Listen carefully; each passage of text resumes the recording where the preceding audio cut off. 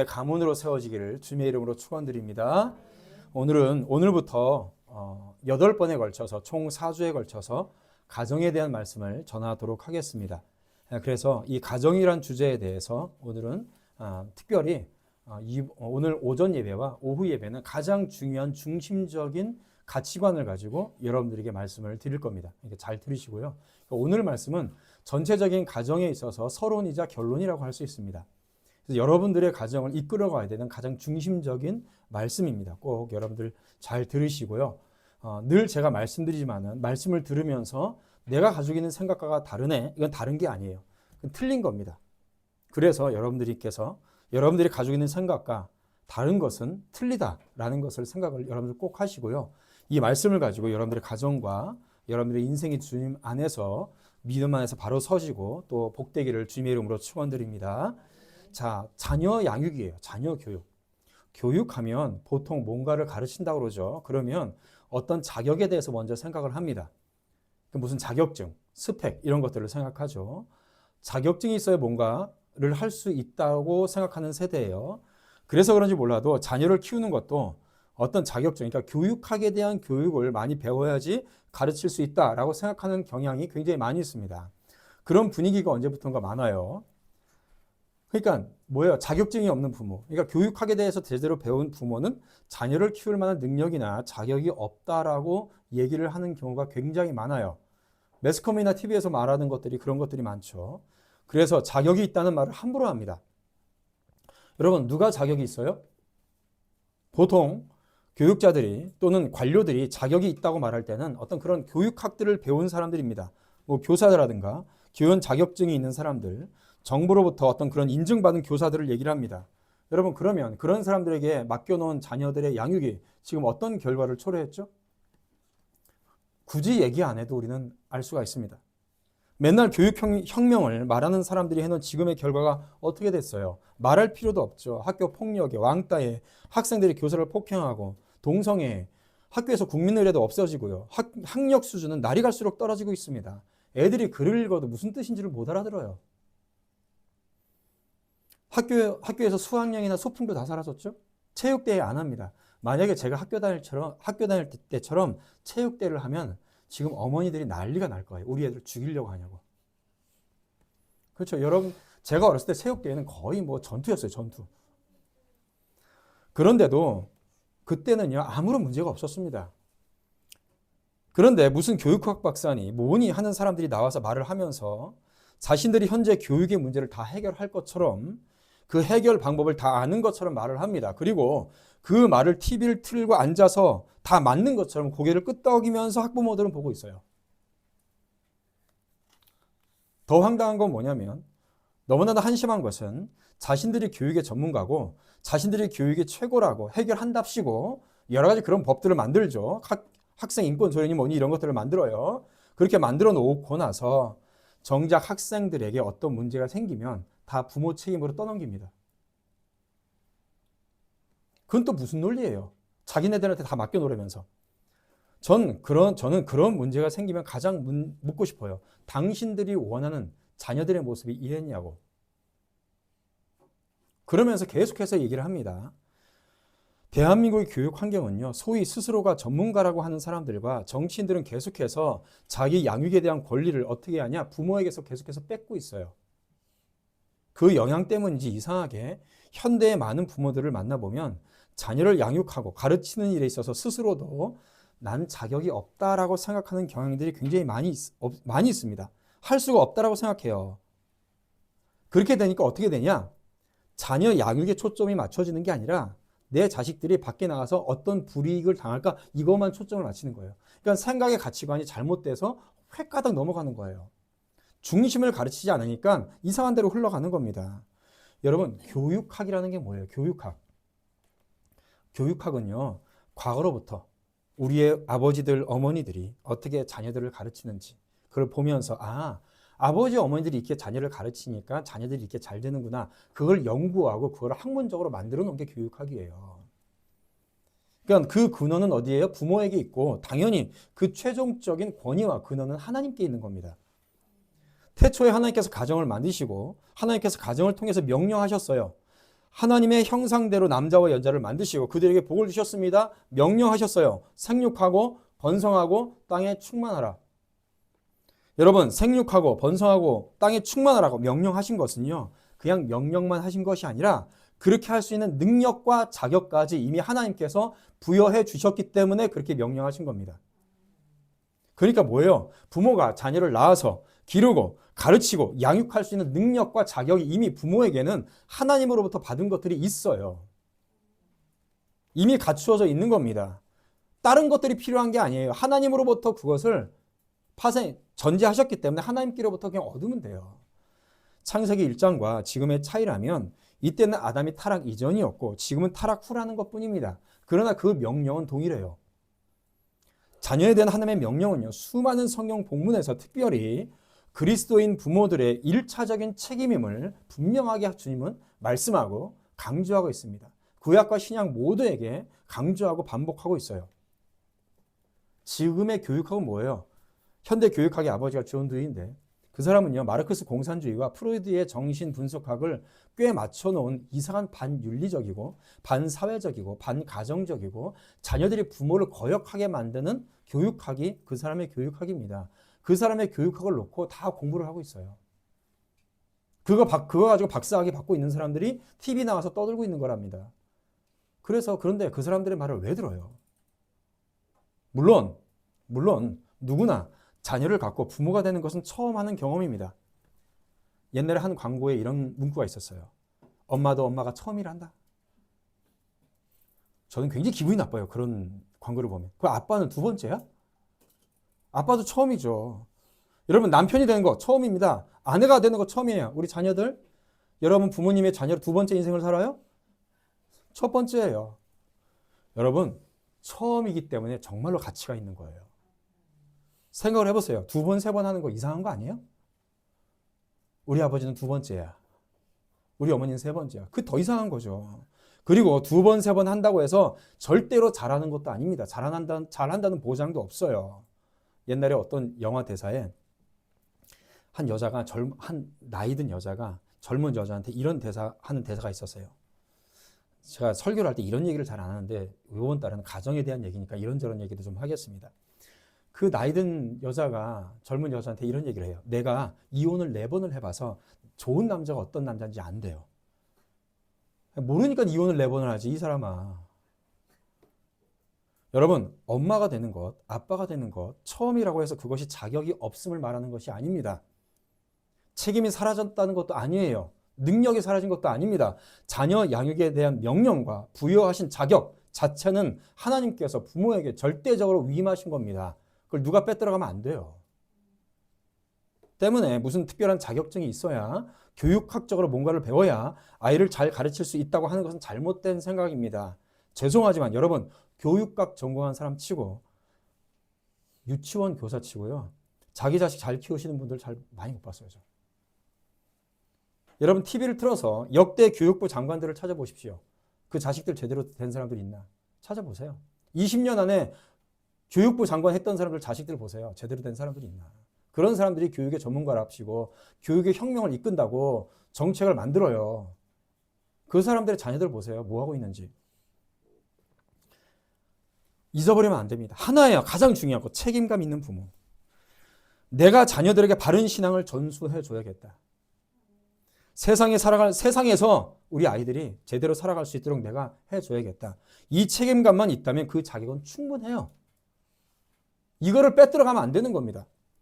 문제는 뭐냐? 부모로서 자녀에게 신앙을 전수하고 믿음으로 양육을 하겠다라는 그 책임감, 이것을 잃어버리는 것이 가장 큰 문제인 거예요. 자녀를 낳아 키우는 것은요, 하나님께로부터 받은 가장 큰 복 중에 복이라는 것입니다. 그것을 잊어버리지 마시기를 축복합니다. 가장 큰 복이에요. 오늘 내가 내게 명령한 이 말씀을 너는 마음에 새기고 내 자녀에게 부지런히 가르치며 집에 앉았을 때든지 길을 갈 때든지 누워있을 때든지 일어날 때든지 이 말씀을 강론할 것이라. 여러분, 누가 가르쳐요? 부모가 가르치는 거예요. 누가 누구에게 하나님의 말씀을 강론해요? 부모가 자녀에게 하나님의 말씀을 강론하는 겁니다. 그것도 부지런히 하래요. 부지런히. 그 책임이 어느 누구도 아닌 아버지와 어머니에게 최우선적으로 있는 겁니다. 하나님의 피조물인, 여러분 우리의 자녀들은 하나님의 피조물이에요. 하나님의 것이에요. 이 어린 생명의 교육을 부모에게 위탁했다는 것을 여러분 반드시 기억하고 또한 실행해야 되는 겁니다. 학교 교사에게 맡긴 게 아니에요. 대통령도 아닙니다. 목사에게 맡긴 것도 아니에요. 성경 어디에도 그런 말씀이 없습니다. 그런 사람들 떠넘기면 안 돼요. 도움을 주는 거지 책임을 떠넘기는 게 아닙니다. 교회 학교 교사에게 떠넘기면 안 되고요. 목사님, 우리 아이 좀 잘 가르쳐 주세요. 본인이 가르칠 생각은 꿈에도 안 하죠. 하나님께서 우리에게 맡기신 자녀를 양육하는 것은요, 선택사항이 아니에요. 게다가 부지런히 하랍니다. 부지런히. 꾸준하게, 열정적인 관심과 인내와 노력으로 우리 자녀들에게 하나님의 말씀을 가르치고 적용하고 살도록 해야 한다는 겁니다. 현대 한국 사회에서는요, 뭐 자녀 양육은 둘째치고요, 결혼이나 육아, 가정에 대한 어떤 문제 자체를 생각을 안 하게 만들어버려요. 결혼이라는 것 안 하게 만들고 마치 아이를 낳아서 키우면 남자에게나 여자에게나 엄청나게 크게 뭐니까 불이익이 되는 것처럼 얘기를 합니다. 굉장히 내면 깊숙이 잘못된 사상들이 들어가 있어요. 그게 얼마나 큰 복인데요. 아주 저급하고 불필요한 활동이나 관계로 인식하게 만들어요. 아이들을 낳는 거를요. 그걸 키우는 거를요. 어떤 분들은 이 페미니즘의 악영향이라고도 하는데요. 이미 그 이전부터 이런 생각들이 한국 사람들 인식 속에 쫙 깔려 있어요. 그렇기 때문에 정치인들이요, 그런 안 좋은 인식을 활용해서 자신들이 표를 얻고 권력을 얻어서 그 자리에 앉아 있는 방법으로 사용하는 거예요.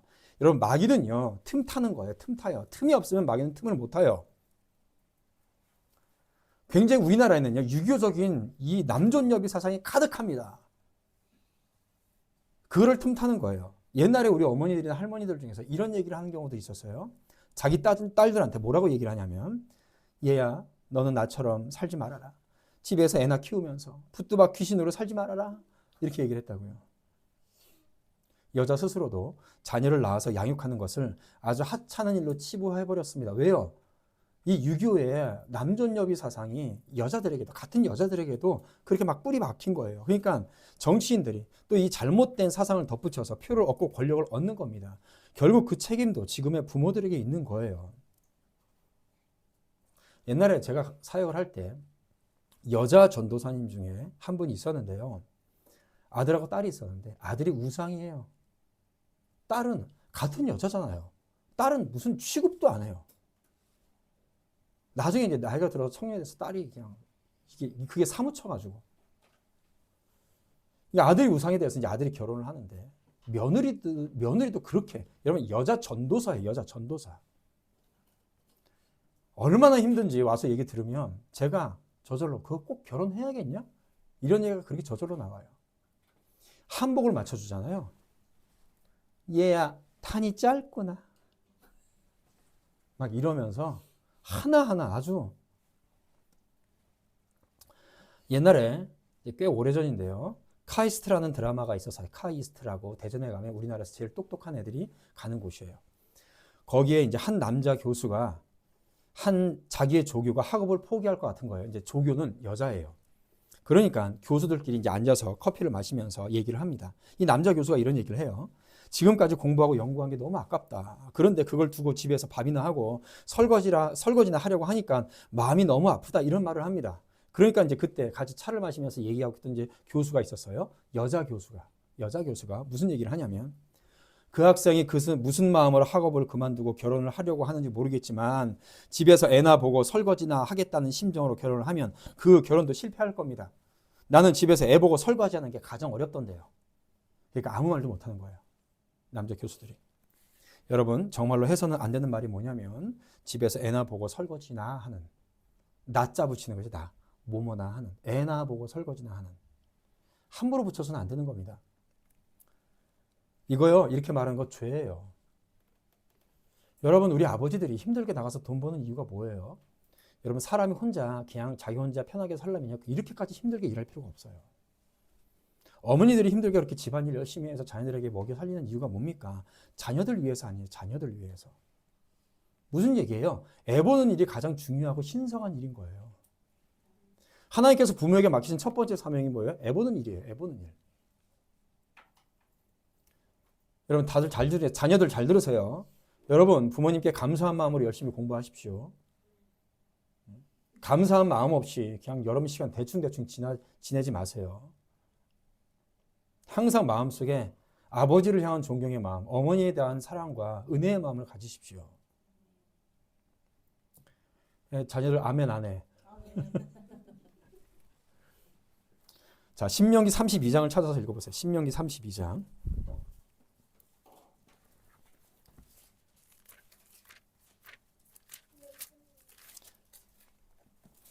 모세가 이스라엘 백성들에게 유언을 합니다. 신명기 32장 46절 47절. 신명기 32장 46절 47절. 자, 같이 읽죠. 시작. 그들에게 이르되 내가 오늘 너희에게 증언한 모든 말을 너희의 마음에 두고 너희의 자녀에게 명령하여 이 율법의 모든 말씀을 지켜 행하게 하라. 이는 너희에게 헛된 일이 아니라 너희의 생명이니 이 일로 말미암아 너희가 요단을 건너가 차지할 그 땅에서 너희의 날이 장구하리라. 아멘. 모세가 이스라엘 백성들에게 가나안 땅에 입성할 이스라엘 백성들에게 마지막으로 유언을 합니다. 가나안 땅에 들어가서 해야 될 일이 얼마나 많겠어요. 하루가 멀다 하고 전쟁을 해야 됩니다. 성벽을 쌓고요. 방벽을 높여야 됩니다. 농사를 지어서 먹을 것도 없고요. 집을 지어야 됩니다. 그러나 그거보다 가장 먼저 할 것에 대해서 두 가지를 얘기를 해요. 첫 번째, 하나님의 말씀을 너의 마음속에 깊이 새겨라. 두 번째, 이 말씀을 너희들에게 가르치라. 이것이 생명이다. 뭐가 생명이에요? 말씀을 마음에 두고 자녀들에게 가르치는 것. 이게 생명이에요. 이것은 헛된 것이 아니라. 왜요? 사람들은요, 그것을 헛되게 생각해요. 전쟁을 해야 되는 일, 방벽을 세우던 일, 농사 짓고 먹을 것을 세우고 돈을 벌고 집을 지으는 모든 이유는 왜 그런 것들을 해야 되냐? 하나님의 말씀을 마음에 새기고 그 말씀을 자녀들에게 가르치는 목적을 향해 있을 때에 그것이 정말로 가치 있는 겁니다. 그게 직업 소명론이에요. 그런데 이 유언을 이스라엘 백성들이 지키지 못해요. 제가 사사기 2장 7절과 10절을 읽어드릴게요. 백성이 여호수아가 사는 날 동안과 여호수아 뒤에 생존한 장로들 곧 여호와께서 이스라엘을 위하여 행하신 모든 큰 일을 본 자들이 사는 날 동안에는 여호와를 섬겼더라. 그 세대의 사람도 다 조상들에게로 돌아갔고 그 후에 일어난 다른 세대는 여호와를 알지 못하며 성경은요, 하나님을 알지 못하는 자녀들의 세대를 다음 세대라고 하지 않고요, 다른 세대라고 일컬고 있습니다. 무슨 얘기예요? 정체성이 다른 세대예요. 다른 인류라고요. 지금 우리의 상황은 어때요? 신앙을 물려줘야 됩니다. 믿음을 물려줘야 됩니다. 그런데 귀찮아하고 있고요. 때로는 이 정도면 괜찮다고 은연중에 생각하고 있으면 안 됩니다. 중요하고 생각하면 안 돼요. 잘하고 있다라고 생각하면 안 됩니다. 그렇다면 두 번째, 왜 자녀들에게 신앙이 전수가 제대로 되지 않을까요? 자녀들에게 왜 신앙의 전수가 되지 않을까요? 부모 스스로 자신의 믿음을 고백하고 교회에서 직분도 받았고요. 그 자녀들은 어렸을 때부터 교회도 다니고 세례를 받았습니다. 그런데 복음으로 인도하는 부모들은 많지 않습니다. 실패합니다. 왜 그럴까요? 여러 가지 답이 있겠지만 한 가지를 일축할 수 있습니다. 부모에게서 신앙의 참된 모습을 보지 못했기 때문입니다. 신앙으로서 본받을 만한 것이 없어요. 일관성도 없고 말과 행동이 다른 거죠. 말로는 믿음이 가장 중요하다고 하지만 정작 그렇지 못한 모습을 부모가 먼저 보입니다. 오늘 말씀에 뭐라고 말씀하세요? 이스라엘아 들으라. 우리 하나님 여호와는 오직 유일한 여호와시니 너는 마음을 다하고 뜻을 다하고 힘을 다하여 내 하나님 여호와를 사랑하라. 오늘 내가 너에게 명하는 이 말씀을 너는 마음에 새기고 부모가 먼저 말씀을 마음에 새겨야 되는 거예요. 왜 자녀들에게 믿음이 전수가 되지 않을까요? 부모가 주의 말씀을 자기 마음에 새기지 않았기 때문입니다. 겉으로는 믿음이 있는 척하지만 실제로 부모에게 믿음이 없으니까 신앙이 전수가 안 돼요. 부모가 재산이 있어야 자식에게 물려줄 수가 있죠. 그런데 가진 것이 없으니까 물려줄 수가 없는 겁니다. 마찬가지로 자신에게 믿음이 없기 때문에 어떻게 자녀들에게 믿음에 대해서 가르칠 수가 있겠어요? 여러분, 자녀들이 믿음이 없어요? 그러면 여러분들에게 믿음이 정말로 있는지를 다시 한번 생각을 해보세요. 나에게 믿음이 없을 수가 있습니다. 없으니까 물려주지 못하는 거예요. 말로는 믿음이 최우선이래요. 그런데 실제로는 그렇지 않은 여러분들의 모습을 자녀들도 알고 있어요. 목사님, 우리 딸에게 좋은 사윗감 좀 소개해 주세요. 어떤 사윗감을 원하세요? 믿음이 좋으면 되죠. 믿음이 좋은 사윗감을 형제를 소개시켜줬어요. 목사님 아닌 것 같아요. 왜요? 직장이 마음에 안 들어요. 왜 소개시켜달라고 그랬어요? 이런 게 한두 가지가 아니에요. 자녀들 잘 들으세요. 청년이 되고 교회에 있는 청년들이 왜 결혼 못하는지 아세요? 말로는 그걸 딱 덜마서 말로는 믿음이 좋은 사람과 결혼해야지 하면서요. 속으로는요. 세상하고 똑같은 욕심을 가지고 있기 때문에 그래요. 겉으로는 위선적으로 믿음이 있는 척 해야 되거든요. 속으로는 세상의 욕심을 그대로 가지고 있거든요. 그걸 놓지를 못하는 거예요. 그렇게 결혼을 못하는 거예요. 그걸 누구한테 배웠어요? 부모에게 배웠어요. 제가 학교를 안 보내고 아이들을 홈스쿨을 한 지 약 10년 가까이 됩니다. 그래서 그런지 몰라도요. 한동안 부모님들이 뭐 홈스쿨을 하든 안 하든 자녀 교육에 대해서 많이 상담을 해오기도 했습니다. 근데 지금은 안 해요. 우리 교회 성도들만 잘 돌봐야지 이러고 있습니다. 왜냐하면 홈스쿨을 하는 이유에 대해서 말로는 믿음으로 아이를 잘 키우기 위해서 하나님 말씀에 대해서 좀 더 순종하기 위해서 홈스쿨을 한다고 말은 해요. 그런데 아니에요. 그냥 가만히 자세히 보면요. 자기 종교적 과시예요. 아니면 다른 사람들보다 좀 더 똑똑한 아이로 키우기 위한 방편일 경우가 더 많이 있습니다. 아니 믿음이 가장 중요해서 홈스쿨 한다고 하면서 왜 홈스쿨로 대학 가는 방법 이런 거 강의를 듣고 다녀요. 그런 거 강의 들을 필요 없이 그냥 앉아서 공부 열심히 시키면 돼요. 회초리를 때리면서. 그러니까 저는 이해도 안 되고 그것이 용납이 안 되는 이유가 뭐냐면 성경적인 영어 공부법, 성경적인 수학 공부법 따로 있어요.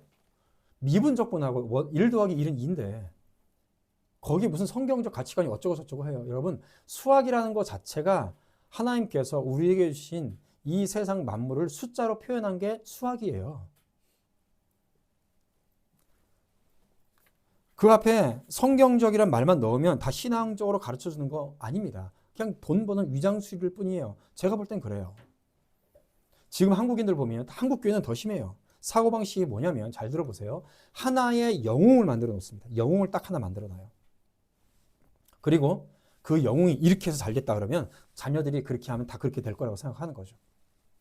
이런 거죠. 빌 게이츠가 학교를 중퇴했어요. 세계 최고의 회사를 만들었죠.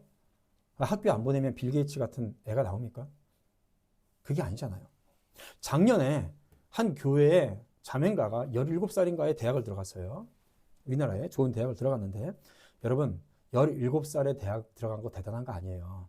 17살에 대학을 졸업한 사람들도 꽤 돼요. 물론 제가 그렇다는 건 아니고 그러면서 딱 들어봅니다. 어떻게 저렇게 대학을 들어갔어요? 홈스쿨을 했어요. 그러면 거기다 다 몰려가요. 왜요? 대학 들어가는 방법을 알고 싶은 거예요.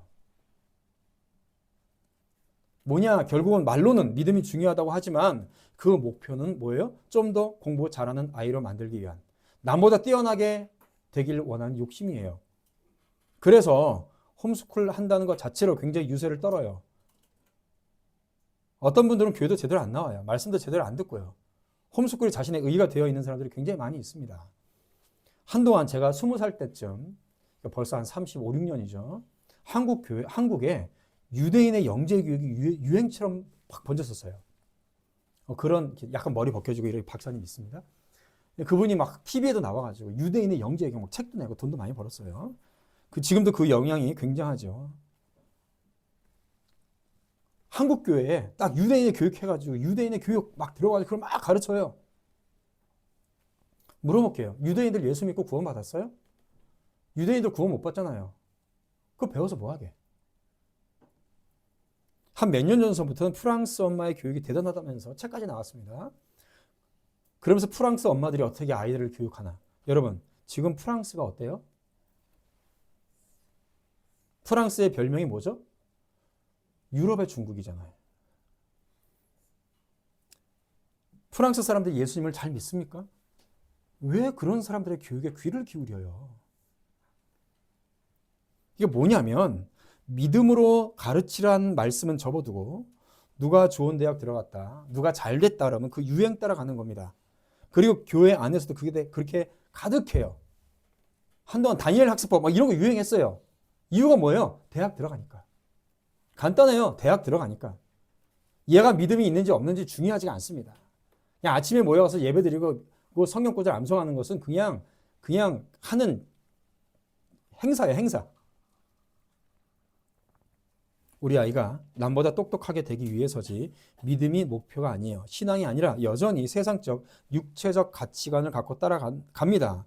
그러면서 그거 하고 있으면 굉장히 자기가 뭘 하는 것처럼 고개가 뻣뻣해가지고 교만해요. 여러분, 여기는 여러분들도 마찬가지입니다. 매주 귀한 말씀을 듣고 하나님의 귀한 개혁주의 사상을 듣고 배운다고 해서 여러분들의 믿음이 있다고 스스로 아니하지 마세요. 여러분들의 자녀들이 믿음이 있다고 스스로 자위하면 안 됩니다. 우리 애가 처음엔 예배 드리러 올 때는 예배도 잘 드리지 않고 말씀도 잘 듣지도 않고 그랬었는데 지금은 예배 시간에 말씀도 잘 듣고 있는 것 같아요. 많이 변화된 것 같아요. 여러분, 변화된 게 아니라 그냥 교회 문화에 적응을 한 것뿐일 수 있어요. 자신의 죄를 깨닫고 하나님께 자신의 죄를 통해 자복하는 체험이 없으면 무슨 변화가 있겠어요? 완전히 그 가치관이 변화되어서 여러분, 개혁주의 말씀의 로고가 뭐예요? 하나님 중심, 말씀 중심, 교회 중심이에요. 그렇게 중심된 삶을 살고 있냐고요.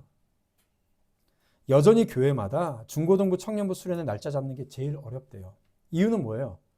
요즘에는 무슨 학교장 재량이라고 해가지고 애들이 학교마다 방학을 하는 날짜가 달라. 왜 그렇게 해놨는지 모르겠어요. 부모들도 골치 아프게. 그러니까 학생들 수련회 날짜 잡는 게 제일 어렵대요. 교회가 중요해요? 학교가 중요해요? 교회 프로그램하고 학교 수업이 겹쳤어요. 여러분 어디를 보내실 겁니까? 제가 부교육자 있을 때 교육부서 행사에서 가장 많은 스트레스를 줬던 사람들이 누구냐? 교회 중직자 자녀들이에요. 한 번은 수련회를 갔는데 아이들이 다 갔어요. 다 갔는데 딱 한 명이 안 갔어요. 안수 집사 딸이 안 갔어요. 이유는 그 아이가 음악을 하는데 학교 선생님이 그때 레슨을 해줘야 된대요.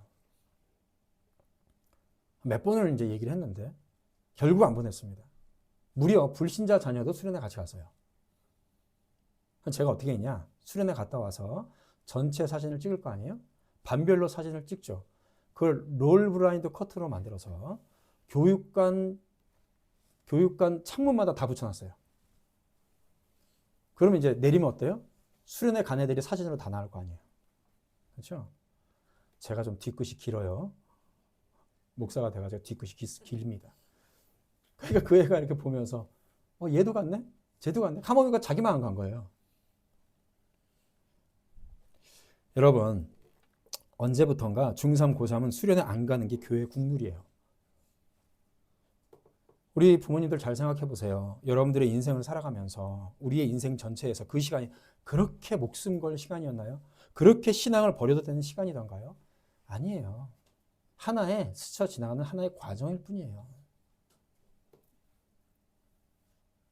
그러면서 여전히 교회 내에 있으니까 교회 다니고 예배 참석하고 수련회도 다니니까 당연히 구원받았다고 착각하는 부모님들이 많이 있습니다. 아니면 조금 양보해서 우리 애가 지금은 이래도 때가 되면 하나님께서 저 아이를 변화시키겠지라는 생각이 빠져 있는 거예요. 우리 아이가 믿음이 없는 것이 아니라 믿음이 있긴 한데 아직 변화가 되지 않아서 그래요. 때가 되면 하나님께서 변화시켜 주실 거죠. 믿음이 없으니까 변화가 안 되는 거죠. 그런 생각들이 은연중에 전체적으로 지배를 하고 있는 거죠. 여러분 물어보겠습니다. 때가 되면 하나님께서 변화시켜 주시는데 그러면 그 때는 언제예요? 그 때가 언제 올까요? 지금 당장 변화가 안 되는데 10년, 20년 후에 올까요? 다른 사람이 아니라 자녀의 믿음을 하나님께서 부모에게 맡기셨다는 것을 분명히 아시고요. 이 말씀에 순종하시기를 축복합니다. 그리고 단호하게 여러분들의 자녀들에게 바른 것을 가르치세요. 왜 자녀들 눈치를 봐요? 언제부턴가 사춘기, 중2병이 아주 대단한 위세예요. 여러분 성경 말씀에 사춘기 있어요? 안 나와 있습니다. 믿음의 사람들 중에서 사춘기를 겪었다는 사람들 봤어요? 없어요. 저는 그래서 어렸을 때부터 우리 아이들한테 얘기를 해줬습니다. 사춘기는 정신병이다. 정신병 맞죠? 하나님을 떠난 인간이 그 죄에 빠져드니까 부모 거역하고 힘들게 아버지들이 돈 벌어서 갖다가 먹여주고 입혀주고 재워주고 공부 가르쳐주니까 어디 아버지 어머니한테 반기를 들고 핸드폰 보고 공부 안 하면 핸드폰 부셔버려요 그냥. 저희 교회는 아이들 교회에 와서 핸드폰 사용 못하게 합니다. 목사님 제가 성경책을 안 가져와 핸드폰 보고 짤 없어요. 왜 안 가져와요? 그러니까 더 재밌게 놀아요. 이마에다 종이 붙여가면서. 정말 재밌게 놉니다. 저 노는 애들을 붙잡고 또 예배를 드리려니 가끔은. 여러분 어떤 부모가 이토록 중대한 사명을 남의 손에 떠넘긴 채 거기에 관심도 갖고 않고 감독도 안 하고 참여도 하지 않고 책임도 지지 않아요. 그래놓고 감시는 해. 여러분 분명하게 자녀에게 하나님의 말씀을 가르쳐야 된다는 이 중대한 사명을 태만히 여기는 것은요. 명백하게 죄입니다. 하나님 앞에 심판받을 죄예요. 자 그렇다면 세 번째로 자녀 교육을 잘하기 위해서 자녀를 믿음으로 잘 양육하기 위해서 가장 외적인 요건은 뭘까요? 내적인 요건은 이제 충분히 말씀드렸어요. 외적인 요건 여러 가지를 얘기할 수가 있겠죠. 자녀들을 믿음으로 잘 양육하기 위해서 신앙을 전수하는 교육을 제대로 하기 위해서 가장 중요한 외적인 영적인 외적인 요소는 뭐냐면 교회가 가장 중요합니다. 갑자기 가정 얘기하다가 무슨 교회 얘기인가? 가정 중심을 얘기하다가 갑자기 교회를 넘어오니까 이상하시죠? 어떤 엄마가 이런 말을 해요. 교회에서 봉사만 하고 교회 일만 열심히 하다가 자녀를 제대로 양육하지 못했어요. 교회가 중요한 게 아니에요. 아니 왜 자기가 제대로 양육을 못 해놓고 그걸 또 교회 책임으로 돌려요. 자기가 그전에는 전혀 관심이 없었고 믿음은 핑계로 세상적 가치관 그대로 갖고 자녀를 키워놓고 이제 자녀들이 믿음 없이 사는 것을 보고 교회 탓을 합니다. 다른 사람들은 잘만 키워놨는데 다 핑계예요. 자, 여러분 왜 교회가 중요하느냐? 여러분 우리가 하나님을 알아야 믿음을 제대로 가질 수 있습니다. 믿으십니까? 하나님 어디에 기록된 하나님을 배워요? 성경에 기록된 하나님을 배워요. 우리는 다른 하나님을 배우는 게 아닙니다. 뭐 직통 계시 받아서 이런 것들은 개혁주의에서는 절대로 얘기하지 않아요. 어저께 밤에 하나님께서 나에게 말씀하셨는데 아닙니다. 그것은 개혁주의에서는 취급하지 않습니다. 하나님은요 성경에 기록된 정확하게 교리에 기록된 말씀을 배워요. 그러니까 하나님 중심은 뭐예요? 말씀 중심이죠. 이 말씀을 어디서 가르쳐요? 교회에서 가르쳐요. 그러니까 교회 중심이죠. 교회 공동체를 떠나서요 신앙생활은 제대로 할 수가 없습니다. 자녀 양육도 마찬가지예요. 무슨 말씀이냐? 정확하게 구원의 교리를 바르게 가르치고 선포하는 교회를 다녀야 돼요. 목회자로부터 하나님의 구원의 도가 무엇인지 구원의 교리가 무엇인지 그리고 이 구원의 교리를 가지고 세상을 어떻게 해석할 것인지 이 땅을 어떻게 살아갈 것인지를 명확하게 가르치는 교회와 목회자 밑에서 말씀을 배워야 됩니다. 이런 목회자의 설교를 우리의 자녀들이 듣고 배우고 자라야 되는 거예요. 물론 가정에서도 자 집중하세요. 가정에서도 자녀들의 신앙을 가르치고 양육할 수 있습니다. 그래서 요리문답이나 그런 가정 예배용 이런 내용들이 있어요. 그러나 여러 가지 재료가 있지만은 그 이상의 한계도 명확하게 존재하는 것이 현실입니다. 왜냐하면 우리의 부모님들은 우리의 자녀들의 행복을 위해서 또 다른 일을 많이 해야 되잖아요. 특별히 구원에 대한 문제와 함께 삶의 여러 가지 영역에서 성경적인 답변을 부모가 다 해줄 수 없는 것도 현실이에요. 성경에 대해서 연약한 부분들도 있습니다. 다 배울 수가 없어요. 그렇기 때문에 모든 성도들에게 정확하게 바른 개혁신학을 통해서 구원의 교리와 함께 이 교리가 내 삶에 어떻게 적용되는지를 바르게 가르치는 교회가 중요합니다. 그 가르침 아래서 부모들도 배우고 또 자녀들도 함께 배워서 그것을 가정에서 또 녹여 들어갈 수 있어야 되는 거예요. 그런데 한국 교회 신학적 그런 상황을 보면 너무나도 심각합니다. 뭐 자유주의 신학은 얘기할 것도 없어요. 동성애를 지지하고 뭐 이상한 소리 하는 그 자유주의 신학자들은 뭐 얘기할 것도 없고 하나님의 말씀을 자기가 보수주의적으로 이것을 말씀으로 배운다라는 자신의 신앙은 보수적이다라고 말하는 사람들의 신학을 보면 세 가지예요. 신비주의나 또는 세대주의나 신비주의는 뭐예요? 따따따 뜨뜨거리고 이상하게 어저께 하나님의 말씀이 음성을 들렸다 이런 거잖아요. 또 하나는 뭐예요? 세대주의예요. 맨날 천년왕국 얘기하고 종말 얘기하고 이런데. 또 하나는 하이퍼 칼빈주의입니다. 하이퍼 칼빈주의는 뭐냐면 쉽게 얘기하면 이거예요. 전도할 필요 없이 그냥 교회에 앉아 있으면 만세전서부터 너가 구원받았으니까 뭔 죄를 지어도 너는 구원받아. 이게 하이퍼 칼빈주의예요. 정통 개혁주의, 정통 칼빈주의는 절대로 그렇게 가르치지 않습니다. 그런데 한국 교회는 이 세 가지가 매몰되어 있어요. 아까 전에 유대인 교육 얘기했는데요. 정통 유대인들은요, 일주일에 한 번씩은 랍비들 앞에서 교육하면서 질문과 답을 하는 시간이 있습니다. 그런 의미에서 여러분들은 자녀를 양육함에 있어서 여러분, 우리 교회에 오신 것을 주님의 이름으로 축복합니다. 네. 여러분, 이게 굉장히 중요해요. 이 부분에 있어서 저는 분명하게 확신이 있고요. 자부심을 가지고 있는 사람 중에 한 사람입니다. 마지막으로요. 어떤 분은 이렇게 질문을 해요. 목사님, 우리 아이는 이미 컸고요. 나이가 들었어요. 어떻게 합니까? 그런 분도 있잖아요. 자녀들을 잘 양육하고 싶었지만 내가 믿음이 연약하고 부족한, 젊었을 때는 부족했기 때문에 나이가 들고 하니까 이제 아이들은 다 컸어요. 결혼해서 아이들, 손자, 손녀도 있어요. 나는 나이가 들고 어떻게 해야 됩니까? 조엘 비키 목사님도, 이제 조엘 비키 목사님은 미국에서 청교도 정신으로 목회를 굉장히 잘 하시는 분이고요. 우리나라에도 책이 많이 나와 있습니다. 이런 질문을 많이 받았다고 합니다. 그래서 그분의 책을 보면 이렇게 정리를 해주고 계세요. 어떻게 정리를 해주시냐? 조엘 비키 목사님의 글에 있는 겁니다. 마지막으로 자녀들에게 신앙교육을 시작하기에 너무 늦은 때란 결코 없음을 명심하십시오. 너무 늦을 때란 없습니다. 장성한 자녀들이 믿음이 없어서 방황하는 모습을 보면 부모로서 마음이 아픕니다. 많은 것이 후회될 겁니다. 오히려 그렇기 때문에 절대로 부모로서 자녀들의 신앙을 포기하지 마십시오. 또한 자녀들에게 신앙교육을 시작하기 너무 늦을 때란 결코 없음을 명심하십시오. 너무 늦을 때는 없습니다. 오히려 지금 바로 그 시간일 수가 있습니다. 라고 하면서 크게 5가지를 얘기를 해줘요. 첫 번째로 자녀들 위해서 끊임없이 기도하십시오. 심지어 부모가 세상을 떠난 후에라도 하나님께서 돌이키게 하실 수 있음을 믿고 기도하십시오. 기도를 결코 쉬지 마십시오. 여러분, 우리 부모님들 자녀들을 위해서 많이 기도하시길 축복합니다. 두 번째로 하나님께 회개하고 기도하시고요. 자녀들에게도 회개하십시오. 자녀들에게 죄를 고백하고 그들을 복음으로 인도하고 교육하지 않은 죄에 대해서 용서를 구하십시오. 나의 부모의 잘못된 모습을 보고 자녀들이 배우잖아요.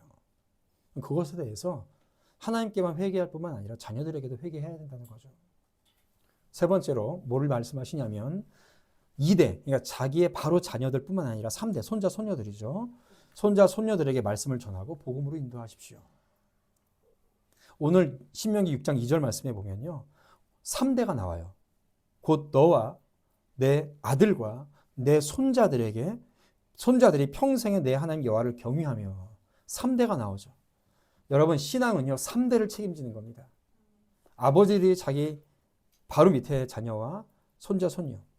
그러면 그 아들과 딸들은 또 자기 3대까지 이렇게 책임을 지는 거예요. 그래서 저는 이 말씀을 그대로 받습니다. 저는 저희 손녀들, 손자들 세대까지 말씀을 가르치고 복음을 전해야 되겠구나라고 지금도 생각을 하고 있어요. 그래서 빨리 가능하면 결혼해서 빨리 애를 낳아라. 내가 힘 있을 때. 그래서 우리 교회 모토는 30살 전에 결혼해서 3명 낳아라. 이거예요. 네. 아멘을 안 하시는군요. 네 번째로 당신이 속한 교회의 자녀들의 어린이들의 신앙을 교육해라. 주일학교와 다른 어린이 사역에 도움이 될 수 있도록 후원도 해주고 또 함께 교육에 동참할 수 있으면 동참도 해주고 해줘라. 그들도 우리의 손자, 손녀니까요. 큰 믿음의 가정 안에서. 5번째, 수십 년 전에 시작해야 할지는 모르겠지만 지금이라도 배우자와 함께 진지하게 함께 말씀을 읽으면서 가정 예배를 드려라.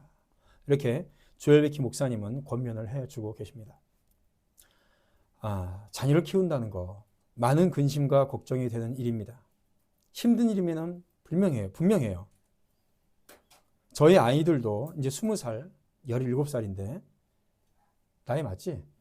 18살, 21살. 미안하다. 회개한다. 자신의 진로에 대해서 많은 걱정을 하고 있어요. 뭐 앞으로도 더 많은 걱정과 근심을 끼치겠죠, 저한테도. 그런데 자녀를 키우면서요, 자녀들과 함께 하면서 그 근심과 걱정을 뛰어넘는 기쁨과 즐거움이 있는 것도 분명합니다. 아이들이 없으면 재미가 없어요. 물론 그러다가도 근심을 안겨주기도 하죠. 어쩌겠습니까? 아빠인 저도 여전히 부족한 사람이고 죄인인데요. 그러나 하나님께서 저에게 주신 기쁨과 즐거움이 우리의 자녀들인 것은 분명해요. 그렇다면 이렇게 사랑스러운 자녀들을 하나님의 길로 인도하지 않는다면 그건 정말로 사랑하는 것이 아닙니다. 말뿐이에요. 위선자예요. 위선인 거예요. 여러분들을 이 교회로 인도하신 것은 하나님의 은혜이며 또한 여러분들에게 기회를 주신 겁니다. 여러분들의 가정이 믿음의 가정으로 그리고 구원받는 가정이 되기를 원하시는 하나님의 사랑이며 또한 기회예요. 그러므로 오늘 선포하신 이 말씀을 항상 잘 기억하시길 바랍니다. 그리고 주의 말씀을 우리 부모님들이 먼저 배우고 익히는 데 열정을 내세요. 투자를 하세요. 그리고 자녀들에게 전해주세요. 집에서 함께 하세요. 그리고 내 자녀가 마지막으로 내 자녀가 구원받지 못하고 지옥 가면 나도 지옥 가게 된다. 이런 생각을 가지세요. 그런 일념으로 여러분들의 자녀를 거듭난 하나님의 자녀가 될 수 있도록 양육하고 지도하고 이끄는 우리 성도들과 가정 되시기를 주님의 이름으로 축원드립니다.